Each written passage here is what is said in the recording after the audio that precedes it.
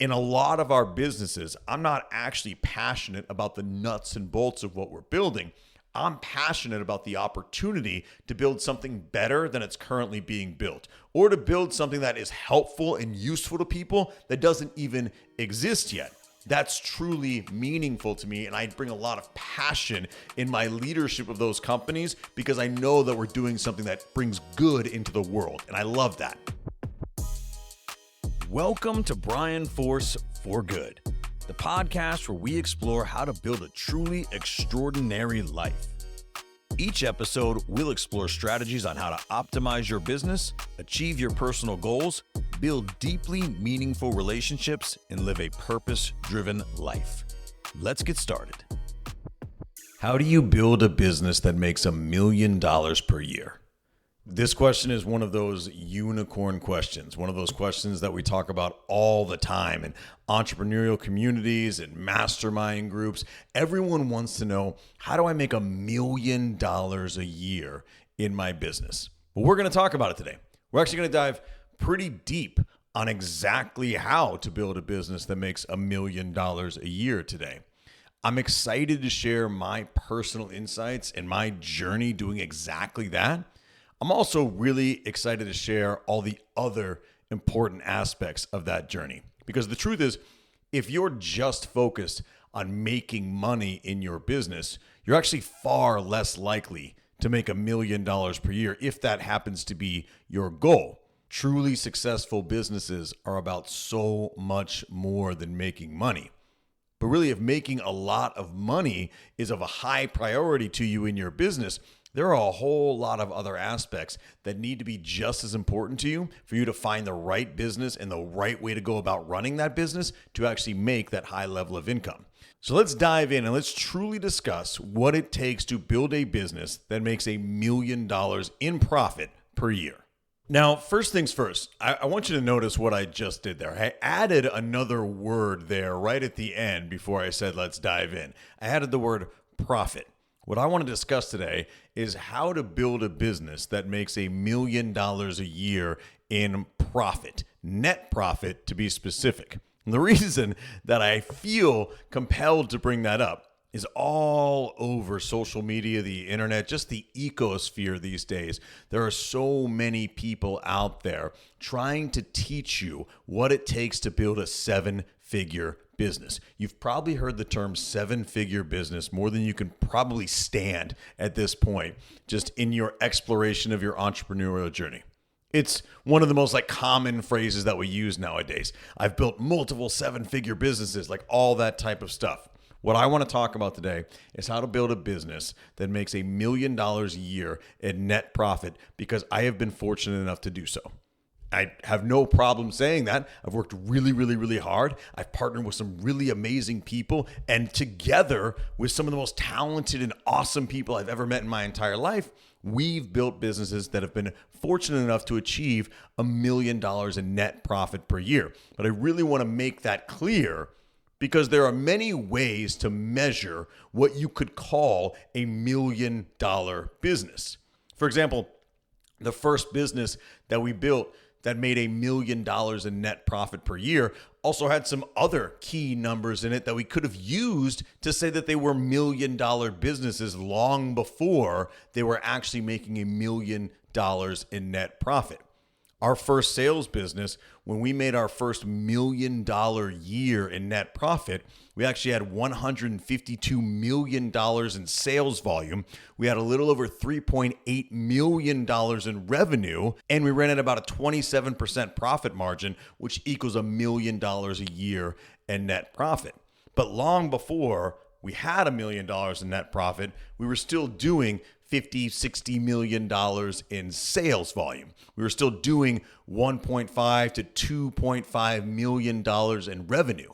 We just hadn't hit $1 million in net profit. And so I've never felt good about saying that I run $1 million, seven-figure business, whatever it is, unless that business actually generates seven figures in net profits per year.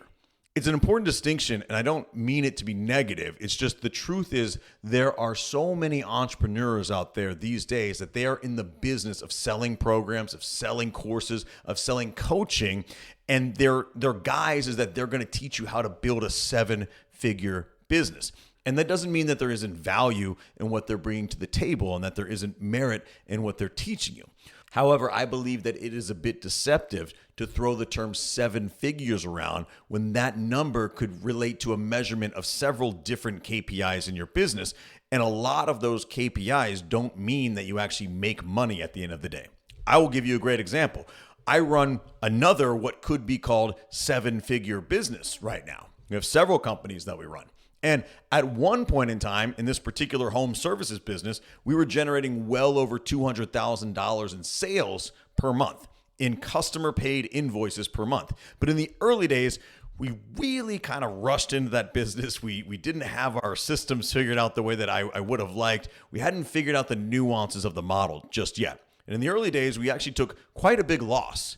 We started off the first 6 months of the business about $100,000 in the hole, and we had to claw our way out of it. Even though we were doing $150,000 to $250,000 a month in invoicing, we were losing money. And so I could have told everybody back then that I was running a multiple 7-figure business because we were on the road to generating about $2.4, $2.5 million in revenue per year. But at the pace that we were going, we would have lost money. And if I was to build some sort of community or course or some sort of offering where I'm teaching people how to build a 7-figure business, what I would have been teaching them at the time is how to go bankrupt because we weren't running the company very well. And so I encourage you, if you're going to go down a path where you are gaining insight or mentorship from someone who is teaching you how to build a 7-figure quote unquote business, I would just simply ask, to what KPI does that 7-figure number correspond?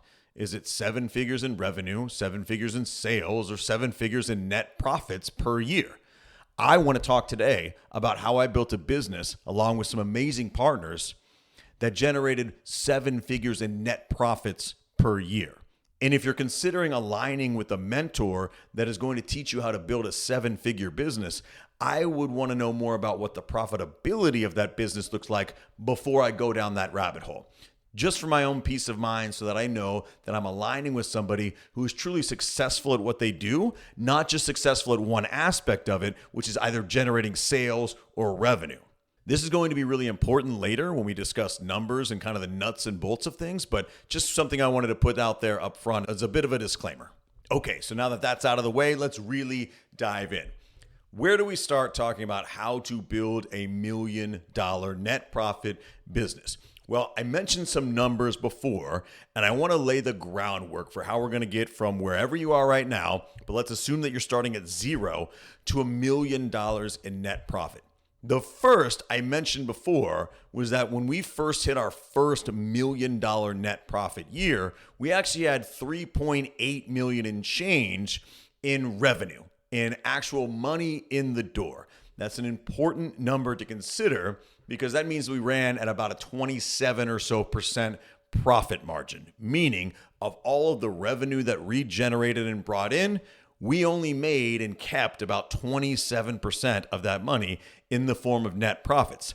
That means that of every single dollar we brought in, 73 cents went right back out the door in the form of expenses or costs of goods sold. So the reason that I mention that is because a lot of us have aspirations to go build a business and makes $1 million a year. And that's awesome. It's an amazing journey to be able to do something like that, especially when it's a business that you love and that touches and helps a lot of people. I just want you to keep that in mind as a frame of reference because when you look at the numbers of building a business like that, if you're only keeping 27 cents or so from every single dollar, you're going to need a lot of money to run the business, which means you're going to have to scale up. There's nothing wrong with that. You can actually do it quite quickly. Just want you to understand that starting $1 million net profit business takes a few things. It takes scale. It takes time, it takes capital, it takes reinvesting into the business, and you can do those things quite quickly, but we want to have some landmarks, some milestones along the way that we're trying to hit that are going to culminate in us netting $1 million. I'm actually looking at our P&L from the year that we first made $1 million in net profit in our real estate sales business, which was the first business that we made $1 million in net profit in. That year, we made $3,888,312.99, which bugs me, in revenue. Our cost of goods sold, which is a very important number, is $2,464,431.36. And then we had about $424,000, $151.36 in overhead, actual expenses. Real estate sales businesses carry very large costs of goods sold, and we had relatively high expenses that year. So that netted us just over $1 million in net profit that year. But in order for me to get there, I've got to be able to spend like $425,000 in cash every single year. And I've got to be okay with about a $2.5 million cost of goods sold, which means money that never gets realized as revenue, before I can hit that $1 million in net profit. That's not every business, obviously, by the way, but that means that I need to scale up. This exact same business 3 years earlier ran at about a $5,000 a month monthly budget. When we first started that business, we had 3 people in the business total. We actually ran off a budget of a little less than $5,000 a month, and we managed our expenses incredibly meticulously, and we reinvested back into the business. We made our first $1 million in net profit 3 years later. So you can see how taking a business that you're spending less than $5,000 a month on and reinvesting and scaling can make you $1 million in net profit in a relatively short amount of time. But you need to have some really fundamental principles in place and a roadmap on how you're going to get there in order to realize that. That's what we're going to talk about today. But I just want you to have that understanding that to build $1 million net profit business, you need to have a roadmap on how you're going to get there. But you also need to have a roadmap on how you're going to get to every step along the way. Because what you're doing right now in the beginning is not going to look nearly the same as what you're doing 2 or 3 years later. And until you knock out those short-term milestones, you're never going to get to where you're making $1 million. It's just as important to focus on how to make your first $50,000 and then your first $100,000 as it is to make your first $1 million. Because I promise you, once you get past making enough money to support your lifestyle comfortably and to reinvest back into what's working in your business, getting to $1 million in net profit is much easier than starting from zero and trying to figure out how to make your first, say, $100,000. Doing that's actually really hard. Going from $100,000 to $200,000 gets a little bit easier. Going from $500,000 to $1 million in net profit is actually exponentially easier than going from zero to $100,000. So I want you to have that frame of mind, because what we're going to talk about, how you get started, is the most meaningful aspect of all of this. So there are really 5 key steps in building a business that makes $1 million in net profit per year. And we're going to go through every single one of them in quite a bit of detail, because my goal with this conversation is that when we're done here today, you have a much higher level of clarity on exactly what you need to go do right now in order to start that journey. I don't want this to just be some sort of hypothetical, theoretical thing for you. I want to leave you knowing exactly what you're going to do right after this. So let's talk about all 5 of these steps. Step number 1, make sure that you're getting in to the right business. And I know that that sounds kind of cliche and silly, but it's actually the most important thing that you can do on your journey to actually making $1 million from your business, is to make sure that you're in the right business in the first place.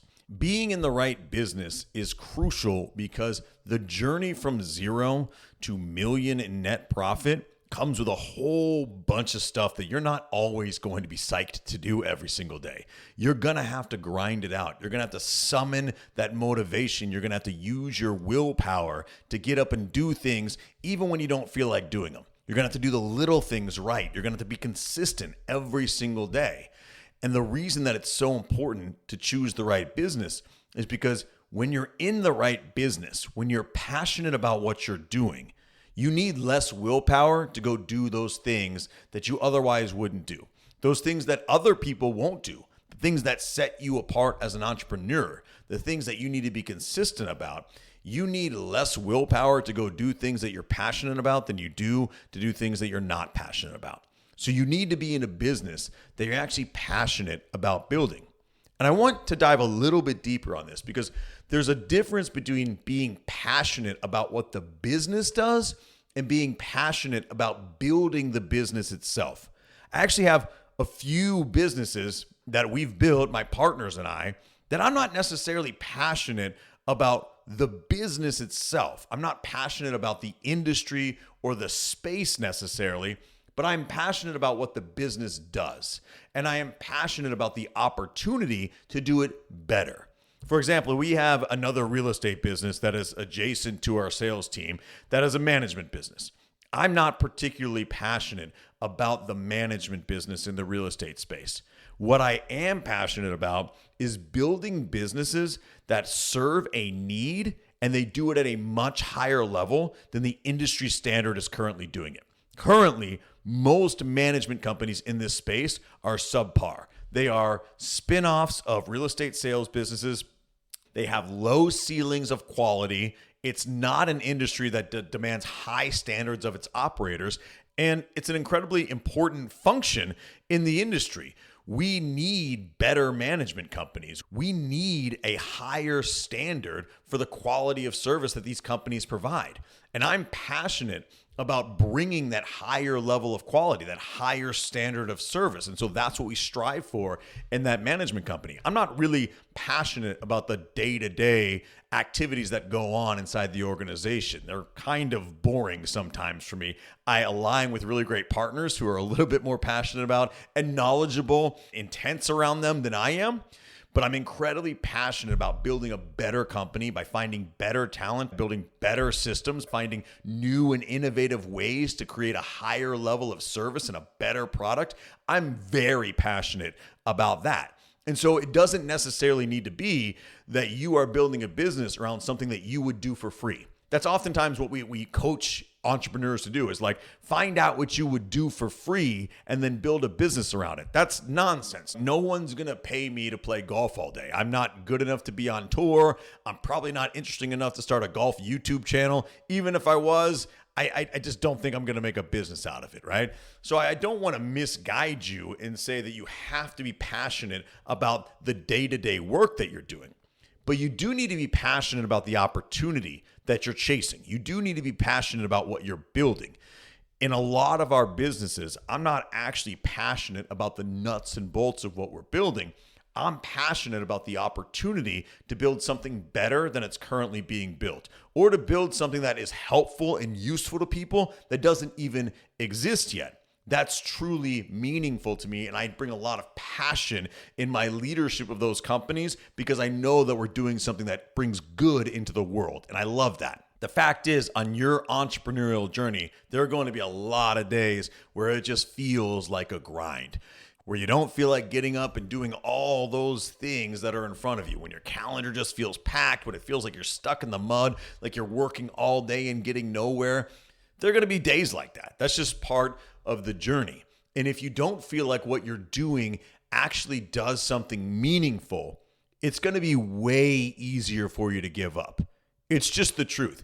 And I really want you to consider this because there are so many different business opportunities being thrown at you all day, every day now. If you're in the entrepreneurial space, you look at social media, they're like teaching you how to build 1 million different businesses. And that's awesome. We live in a world with more opportunity than at any point in human history, and I think that that's great.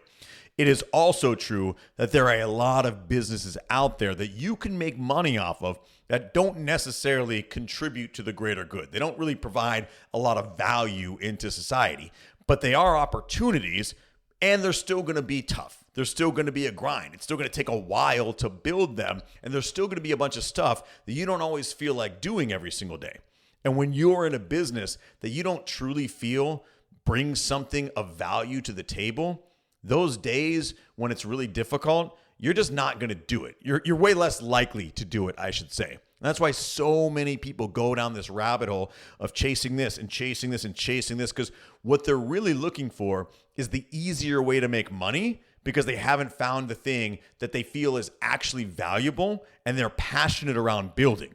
And so I want you to deeply consider, of all of the businesses that you're either considering or that you might even be running right now, are you deeply passionate about what you're building? You don't necessarily need to be deeply passionate about the work you're doing, the day-to-day activities. Those are going to oscillate. Sometimes you're going to love them. Sometimes you're going to hate them. You're going to have wins. You're going to have grinds. It's going to be a little bit of a roller coaster. Hopefully that's trending upward. But you don't necessarily need to be passionate about every little thing that you're doing. Are you passionate about what you're building? Is what you're building meaningful to the people that you're providing the service for? Is what you're building meaningful to your target avatar? Is your product useful? Is your service valuable? Those are the questions to truly consider. And are you passionate about doing it better? Are you passionate about building a better product? Are you passionate about providing a better service? Is there a need for it? Is there a space for it? Is there a gap in the industry where you feel like if you bring your talent, your focus, your passion, and your drive, that you can raise the standard, you can fill that void, and you can build a better company than your competitors? If you have that, and you feel like the answer is yes to those questions, then you're on the right track. If you feel like you're in business just to make money because you see a good business opportunity, it's going to be a little bit more difficult to maintain your momentum because you're not connecting what you're doing every day to a higher purpose. I hope that makes sense, and I hope that you take some time, if you're struggling in really getting that next level in your business, to just consider, is this the right business for you? Are you doing it for the right reasons? And you might not need to abandon the business completely, but how do you retrofit the business to raise the standard, to really speak to a higher purpose? Once you make that click, I'm telling you right now, that changes everything. So that's step number one. Identify what business you want to be in the first place. Step two is to build your roadmap. That is to take your business from where you are right now and create a path to where it is that you want to go. That might be that $1 million net profit number. It might be well beyond that. It might be a different roadmap to get to wherever else you want to go, but you need a path. You need a roadmap, a detailed manual, essentially, on how you're going to get from here to here, and everything that's going to happen along the way that's going to culminate in you reaching your destination.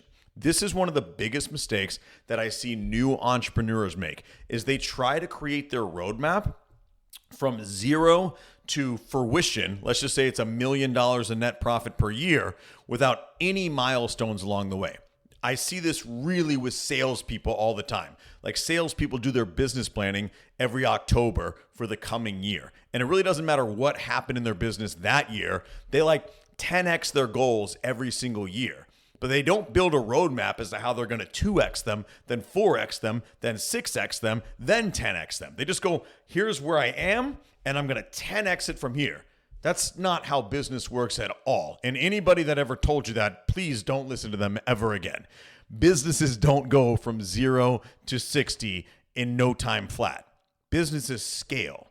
You have to scale a business over time. And in order to do that, you're going to have to learn how to grow a business responsibly, reinvest in that business, protect your margins, and then grow your profitability over time. And what that means is that the problems that you're going to solve in the beginning aren't going to look anything like the problems that you're going to solve later on. And so if you don't draw up what it's going to look like in the short term, in the medium term, and then culminate in the long term, you're thinking long term when you should be thinking right now. You're trying to get to $1 million in net profit when you should be doing the work to get to $100,000 first. That's a whole different set of activities. That's a whole different set of focuses to get you to that initial point of profitability. So you need a roadmap, and that roadmap needs to have all of the checkpoints on the way to get to where you're going. When we go into any new business, we spend a significant amount of time putting our operating system together. That's our roadmap, that is our vision, our strategy, our ideal client, our target avatar, our mission, vision, values, the roles, the key roles inside of our company, and then our short-term, medium-term, and long-term strategy. And short-term is really the most important part up front, because until we hit a certain level of momentum, the long term doesn't really matter. Until we hit a tipping point where the company can self-propel itself forward, nothing else really matters. We really can't even focus on the long term unless we know that the company is healthy enough to continue to fuel itself. So the way that we measure that, by the way, is in any business, you're going to have a cycle. You're going to have essentially the life cycle of your product or service. How long does it take you to go to market with whatever service you have or product that you're providing, right? How long is the life cycle of a client? How long does it take a client to come in as a prospect and then transition and convert into a sale? And then how many of those do you need every month, every quarter to keep your business moving forward? And then you'll know that you've hit that point of forward momentum when you're not in any danger of having to reinvest yourself in the company for the life cycle of that period, if that makes sense. So if my life cycle is 3 months or so, then I know that my company has forward momentum when I have more than 3 months of working capital so that my company can reinvest in itself. I'm never in any danger of me having to put more of my own money back into the company if we have a slump or we have some light months or things like that. So until you really hit that threshold, you really shouldn't be thinking about how to make $1 million in net profit. You should be thinking about how to build a healthy company that operates as its own living, breathing organism. If I know that my life cycle is 3 months, I probably want to build 6 months of reserves. That way I basically have a very healthy company where I have 2 life cycles worth of reserves in the bank, and I know that the business is healthy enough to keep moving forward if we lose a little steam or we have seasonality or market volatility or things like that. So our roadmap really starts with, how do we get to a healthy company? How do we go from zero to healthy? That's going to be our short-term goal, and we're going to figure out the amount of sales we need, the revenue we need to bring in, the margin we can expect. But our first order of business is to figure out how to create a self-perpetuating healthy company. That's step number 1 on your roadmap. And then once you have that figured out, how to build a healthy, self-perpetuating company, then you can figure out how to scale. Up until then, you haven't really been scaling. You've been building from zero to healthy. You've been building from zero to legitimate company. Now, once you're a legitimate company, you need to figure out what your financial goals need to be to scale to the next level. Essentially, once we're healthy, then what do I need to reinvest in? What areas of the business do I need to reinvest in so that now we are focused on responsible, consistent growth? We're taking that healthy company and we're starting to pour gasoline on the right parts of the fire so that we're growing and we're eventually going to hit that $1 million in net profit predictably, responsibly. What does scaling look like? Where do I need to invest? This is an important aspect to find clarity on, because as you scale your company, you're going to need to put more money into it to get to the next level. Your margins are going to compress a little bit. You're going to be spending more per month to run the business, and that's okay. You need to do that in order to continue growing. But you want to make sure that you're investing the money in the right places. So many entrepreneurs, they get from zero to healthy just on sheer willpower, because they're really, really driven and really, really passionate about what they're doing. But then once they're making consistent revenue, once they're making a lot of consistent money coming in, they don't really have a plan for scale. And then what happens is they start chasing every little shiny object. They start spending a little money here. They start spending a little money there. They hire this person, not really knowing if that's really the role they need to be hiring for. They go and they sign up for all of these different products and services and verticals, or they go chasing different offerings and try to expand their services. They don't know how to go from a company that is now finally healthy to really responsibly scaling to get to where they want to go. And now they have the money, enough money, to start to waste it and to be dangerous. And that's how they end up, like always in this cycle of just getting by. There are so many entrepreneurs out there that are running technically healthy companies, but they're really just getting by because The more money they make, the more money they spend. They don't really have a vision to get to their next milestone, and they're just kind of stuck at this ceiling. So you want to have clarity around, once your company is healthy, what is the most meaningful place that you can reinvest in the business? And we're going to talk steps 3, 4, and 5 here, but I'll give you a little spoiler alert. Number 3 involves identifying all the key roles in your business. Doing that up front, identifying everybody who's going to work in your business at fruition and what their role is going to be is going to help you draw your roadmap as to where to reinvest once you have a healthy operating company. You're going to want to reinvest in the places that are going to help that continued growth and keep the company stable while you're growing. One of the big challenges for any growing company is maintaining stability, maintaining the same level of service, maintaining the same culture, maintaining the same stability internally in their operations department and things like that. Essentially, anytime a company is growing really fast, operations start to break down, controlled chaos breaks out, or your level of service starts to become more difficult to provide because there's so much business coming in. It's very difficult. Client onboarding, client service, deploying your product or service, it becomes really, really difficult to do at scale. And so those are the 2 places that you really want to think about reinvesting is growth, what brings more business in the door, and stability. How do you keep your operations stable while you're growing? That would be my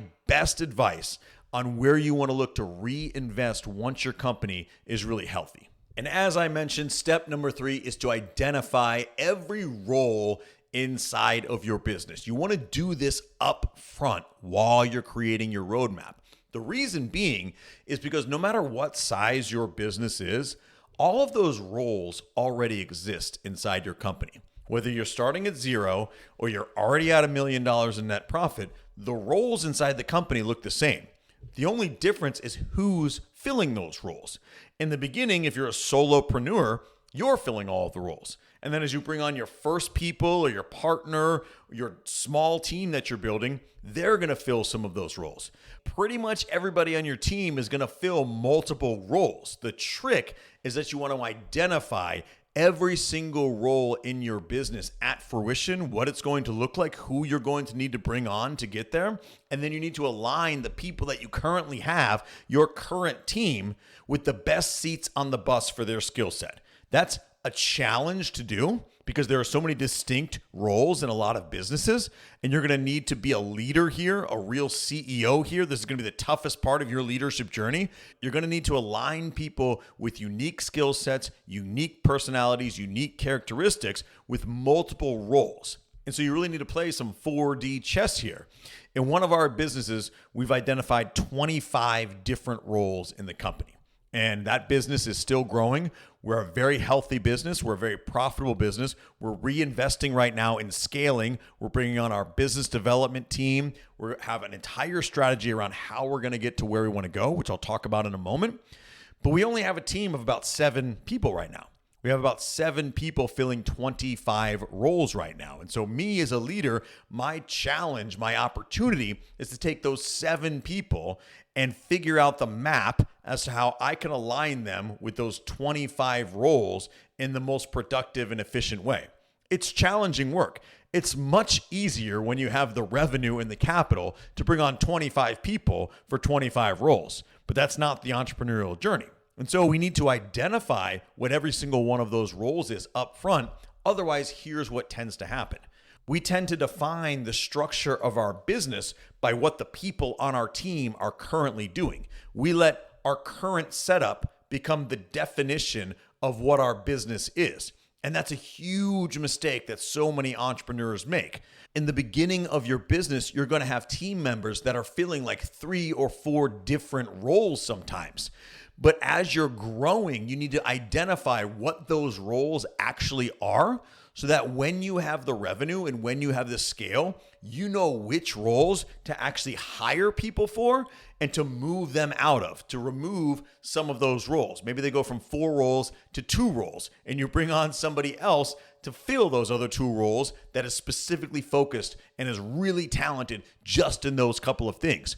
But you're never going to see that if you think that that person only has one role. This is incredibly crucial. So many small teams, they don't identify all the different roles that their people fill, and this keeps them from scaling. They look at their team and they're like, oh yeah, Jessica, she is the admin, the marketing coordinator, customer service coordinator, the transaction manager. Like, she's all of those things, and you define it as one role. That's like 4 different roles right there. And you need to be really cognizant of that, because when it comes time to hire your next team member, you need to identify what are the most important roles that they can take away from Jessica, because she's doing 4 different people's jobs. So in the beginning, when you're creating your roadmap, you need to flesh out what all of the different roles in your business look like, because they're going to start with a small amount of people doing a large amount of roles.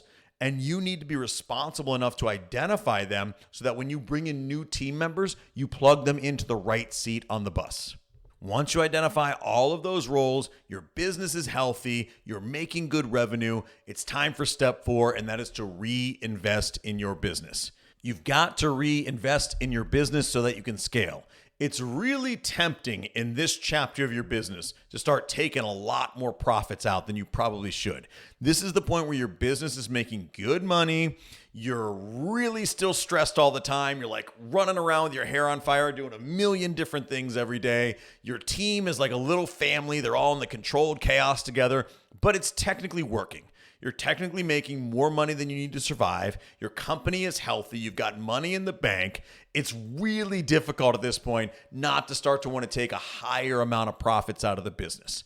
The reality is you're still vulnerable in this state. You're still at a place where one market shift or losing a key team member or just succumbing to burnout because this business is still hard could really knock you down a peg. And in order to insulate yourself to create an even healthier business, you need to be disciplined here and reinvest into the business so you can actually transition from being an operator at some point to being an owner of the business. This is where we make that transition. And this is one of the most difficult parts of the business, but it's the most rewarding if you get it right. There are 2 key areas that you want to reinvest in your business. It is growth, what brings more business in the door, and then it's operations, meaning how do we provide the same level or better level of service as that growth comes in? Now, on the operations side, this is going to be very unique in your business. You're going to need to identify what's going to become a bottleneck in your operational flow as your growth increases, as the business comes in the door. For example, if there are parts of your operational flow that take more time or more hands-on service from your team, those have the potential to become bottlenecks if you start driving a lot of business into your operation, into your workflow. If client onboarding is something that's a very hands-on experience, it's something that's very difficult for you to automate in your business, then you're going to want to invest in making sure that your client onboarding process is stable. Maybe you need to hire new team members. Maybe you need to beef up your automations, whatever it is. That stands to be your first bottleneck whenever you invest in growth. So you invest in a new business development person, they start going out and crushing it. They're driving a whole lot more revenue and a whole lot more clients in the door. You need to be able to onboard those clients as seamlessly and with the same level of service that you were before. So you need to look at your operational flow and go, where can we not handle more right now, right? Where, if we were to double the business today, what would fall apart first? That's what you need to invest in. It's a super simple concept. You need to invest in driving more business in the door responsibly, which we'll talk about in a second. And then you need to invest in unclogging your bottlenecks. What parts of your conveyor belt are not going to work if you were to double the business today? This just takes some planning, and this is going to develop over time. What you think is going to be a bottleneck in the beginning might not show itself to be a bottleneck later on in your journey, but you need to review this stuff on a regular basis. What's working, what's not working, and you need to be cognizant before you go and invest in growth. You need to be cognizant of what is going to break down if that growth actually succeeds. That's where you need to reinvest. This is going to be one of the most difficult challenges for you as an entrepreneur, because this is at a point in the business where you're dealing with an amount of stress that's a little bit less than it was when you were just getting started, because you're making good money now. But I promise you, if you want to hit your long-term financial goals, you don't want to start taking massive amounts of profits out of the business just because you can. Reinvest, scale the business, and then become a true owner of the business rather than forever being an operator. The last step in this process is one that so many entrepreneurs overlook, but it's crucial. You need to protect your margins. You have to protect the profitability of your business. Now, as your business scales, your margins are likely to decrease, at least by a little bit. If you're running a totally streamlined organization, skeleton crew, it's like just you and a laptop, you might have like 95% profit margin in the beginning. But that's completely unsustainable because you're filling every single role and you'd never be able to make the money that you want to make without bringing on more expenses, without building your team, without expanding the infrastructure. So your margins, your profit margin is organically going to go down over time. Your goal, the focus should be on protecting that profit margin.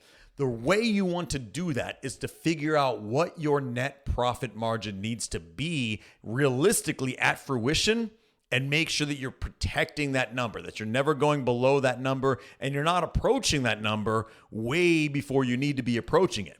So in our sales business, we wanted to run at about a 25% profit margin. I was comfortable with that because generating the amount of revenue that I needed to generate to hit a 25% profit margin with the net profit goal that I wanted was entirely feasible. It was a manageable business. We knew every role inside of it. It was totally doable inside of our industry. And we figured that a 25% net profit margin was where we needed to be for everybody in the business to have the opportunity that they want to have to hit their financial goals. It was the perfect size for our company. And it was how we got to $1 million in net profit. Your business might be totally different.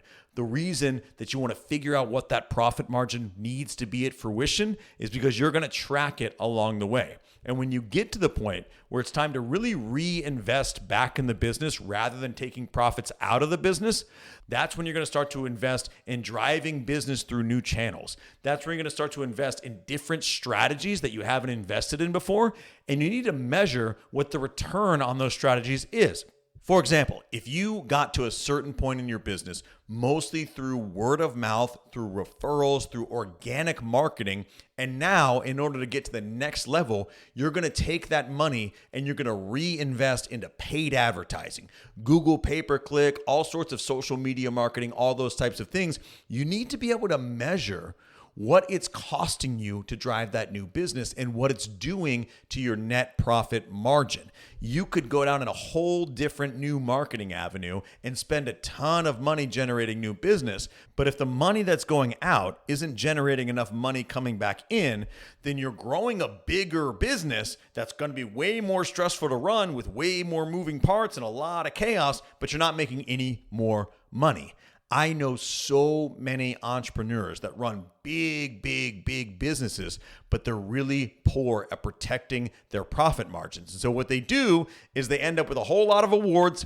They end up with really cool offices with all sorts of plaques and all kinds of stuff and very little in profit to show for it at the end of the day. When the little guy who's responsible, who maintains really strict financial guidelines around his business, has a higher profit margin and is making more money at the end of the day. So as you reinvest in the business, it's incredibly important to get a handle on what your return is on that reinvestment and what it is doing to your profit margin. You need to identify what your goal profit margin is in the first place and make sure as you're approaching that margin that you're getting the return that you want on the money that you're investing in the company.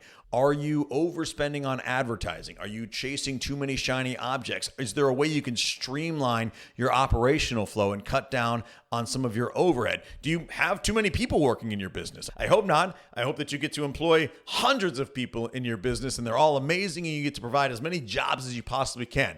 But you've got to look at what is the return on the money that you're spending on your business, because as you scale, protecting your margins needs to be your number one goal. This is where your business is healthy, it's thriving, It's growing, but it's not always necessarily making more money. So you've got to really look at that profit margin number and make sure it's staying above the threshold that you projected for your business.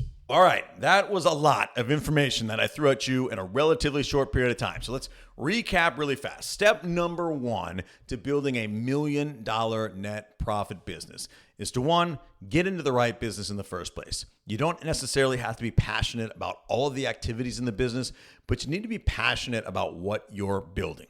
Step 2 is build your roadmap. You need to know how you're going to get from where you are to where you're going to go, but you also need to know what every stop along the way looks like, because that's what you're working towards next. You're not working from 0 to $1 million in net profit. You're working from 0 to 100 to 300, maybe to 750 to $1 million. And you need to know how to get to each one of those steps, because the business is going to look different and the problems you're going to solve are going to look different along the way. Step 3 is to identify every role inside the business at fruition. You or your small team are going to fill all of those roles in the beginning, but you need to identify every single role, because as your business grows, you're going to bring in new team members to fill some of those roles. And you can't just have them do what your old team members were doing. You have to figure out which seats on the bus actually fit them best. Number 4 is to reinvest in the business. You're going to hit a point of profitability where it's really tempting to start taking more money out. It's like that first plateau on the way up the mountain. You're going to be tempted to be like, this is high enough, I'm good here. But then you're always going to be an operator. You're never going to be an owner. You've got to reinvest in the business so you can eventually scale to the point where the business is running without your day-to-day involvement. And then finally, protect your margins. Don't be financially irresponsible in your business. I hope you have the same financial scrutiny in your business at $1 million in net profit as you did when you had $5,000 in net profit. That's the type of focus that it takes on the finances to really hit that type of profitability. There are so many entrepreneurs out there that have the potential to build true $1 million businesses, but they just don't manage them very well. They don't manage their P&L well. They don't look at the numbers well. They don't protect their margins. They don't look at their return on investment. They don't calculate any of that stuff. And it's incredibly frustrating to see, because they're leaving a lot of money on the table. Don't be like that. Figure out what your ideal profit margin is and protect it at all costs. That is all she wrote for this week, ladies and gentlemen. I appreciate you hanging out with me. I hope that this guidance and insight was helpful. Drop a comment below, get in touch with me, let me know how your business journey is going, and consider going over to brianforce.com and signing up for our weekly newsletter, The Mindful Tycoon. We do all sorts of guidance, insight, tips on how to grow your business and live a purpose-driven life. Thanks again for listening, and I'll see you next week. Thank you for joining me for another episode of Brian Force for Good. If you found this episode valuable, I would truly appreciate it if you subscribe to this podcast and maybe even left me a review. While you're at it, check out brianforce.com and sign up for our weekly newsletter, The Mindful Tycoon. Each week, we provide insights to help you grow your business, achieve financial freedom, and live a life of purpose and fulfillment. Thank you again for listening, and we'll see you next time.